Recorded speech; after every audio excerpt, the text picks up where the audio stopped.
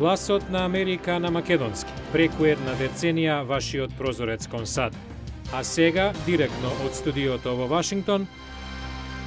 Добро вечер и добре дојдовте во уште едно издание на Гласот на Америка на македонски. Ова е ТВ журналот Newsflash, а јас сум Јулија Велковска. Во Либија владата го затвори воздушниот простор откако синоќа Обединетите нации одобрија воведување на зона на забрането летање над Либија, а во Јапонија подигнато нивото на нуклеарната катастрофа. Во продолжение најновите вести. Либиската влада денеска означи прекин на огнот против бунтовниците, што се чини дека е реакција на синокешната резолуција на Советот за безбедност на Обединетите нации.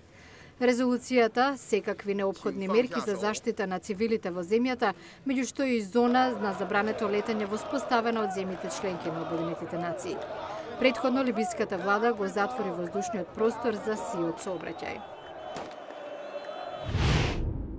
Јапонија го подигна нивото на опасност од нуклеарна катастрофа од 4 на 5 според меѓународната скала од 7 степени. Властите продолжуваат со обидите да ги разладат радиоактивните нуклеарни прачки во централата Фукушима, оштетена во катастрофалниот земјотрес. Земјата денес со едноминутно молчење одаде почит на загинатите во земјотресот 6400. Илјадници и натаму се водат за исчезнати. Американскиот представнички дом гласаше да се забрани финансирање на непрофитното национално јавно радио од владини средства. Републиканците тврдат дека е погрешно владата да субвенционира домашни вести и забавни програми. Демократите пак тврдат дека потегот е мотивиран од наводните либерални ставови во известувањето. Мерката сега оди на разгледување во Сенатот. Нью Йорк Таймс ќе започне да наплаќа за читање на своето интернет издание чекор што будно го следат другите новински организации кои се соочуваат со финансиски проблеми во време кога јавноста се повеќе се информира преку компјутер и други дигитални направи. Од сега првите 20 прочитани написи ќе бидат бесплатно, пошто за секој нареден ќе се наплаќа. Кој би рекол дека известувањето од спортски настан може да биде опасно, додека Бен Хигинс известуваше во Аризона од надпревар од кошаркарскиот коледж шампионат, за малку ќе го прегазеше возило. За среќа, камерманот беше доволно близу да помогне и Хигинс не беше повреден. НАСА по прв пат испрати сонда во орбитата околу планетата Меркур. Месенџер беше лансиран пред речиси 7 години, а ќе кружи околу најблиската планета до Сонцето најмалку 1 година, собирајќи податоци. Учениците во САД заостануваат зад своите врсници. Според извештај на Обединетите нации, тие се на 14-тото место по читање, 25-тото место по математика, например, во групата 34 најбогати земји во светот. На еден туку-што завршен надпревар во Вашингтон учествуваат деца што ќе го поправат овој рейтинг.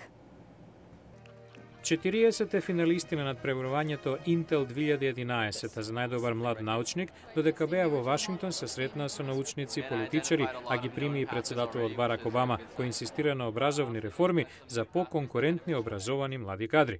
17-годишната Селена Ли од Сакраменто, Калифорнија, беше петопласирана. Развила поефикасен третман против ракот на црниот дроб. Нема доволно ефикасни третмани на овој вид рак, така што сакав да помогнам во ова поле. Ли пред 4 години под надзор на ментор од Универзитетот во Калифорнија започнала со лабораториски експерименти. Истражував нов пристап против ракот на црниот дроб, во основа со изгладнување на канцерогените клетки до нивно одумирање, без при тоа да бидат афектирани нормалните клетки. Како подршка за натамошните научни проекти, Ли доби награда од $30,000. Сонува еден ден да стане лекар. Извршниот директор на корпорацијата Intel Венди Хокинс, која го спонзорира надпреварувањето, вели дека ваквите санувачи ја образуваат иднината на земјата. Сите овие ученици веќе се научници, имаат способност и знаење да гледаат на светот, чинат прекрасни нешта, очекувани и неочекувани. Според експертите, електричните возила се иднината на автомобилската индустрија и гарант за поздрава животна средина. Најголема пречка за нивна помасовна употреба се чини дека е недоволната инфраструктура за нивно напојување. Некои велат дојде времето на електричните автомобили. Моделите Volt на Chevrolet и Leaf на Nissan имаат батерии што може повторно да се напојат. Но инфраструктурата за напојување е проблем. Надвор од големите градови тешко може да најдете станици за напојување, наведуваат стручњаците. Според компанијата AeroVironment, која инсталира многу од овие станици во домови и бизниси, ситуацијата сепак оди на подобро. Кристен Хелсел од компанијата вели, мрежата е во фаза на ширење. Everywhere from Australia to Canada, Brazil, across Од Австралија до Европа, Канада, Бразил, долж Пацификот, ќе бидеме присутни речиси секаде, вклучувајќи и Индија. На сите овие места има интерес за електрични возила. Главна загриженост на возачите на електрични автомобили е батеријата да не се истроши и да ги остави на половина пат на место каде не би можеле да ја наполнат. Па сепак со соодветно планирање тоа тешко би се случило. Згорана се, како што овие возила земаат поголем замав на пазарот, индустријата ќе прави поиздржливи батерии, наведува Карл Бауер од автомобилската интернет страница edmunds.com.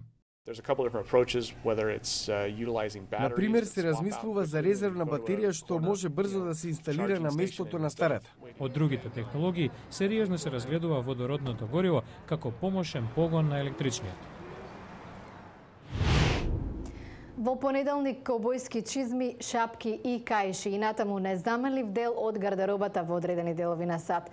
Повеќе за ова во понеделник во Newsflash. Во понеделник во Newsflash, некои работи не излегуваат од мода. На родеото во Хјустон не одете без чизми. Гледате во понеделник во Newsflash.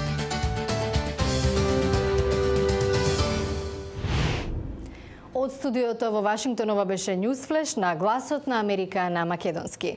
А пред крај еве ги резултатите од нашата интернет анкета.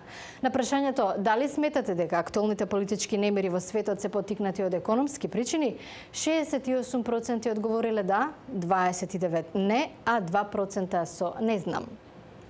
За да гласате во новата анкета, појдете на glasnaamerika.com. Со вас во оваа емисија беше Јулија Велковска. Ви благодарам на вниманието и гледајте не повторно во понеделник.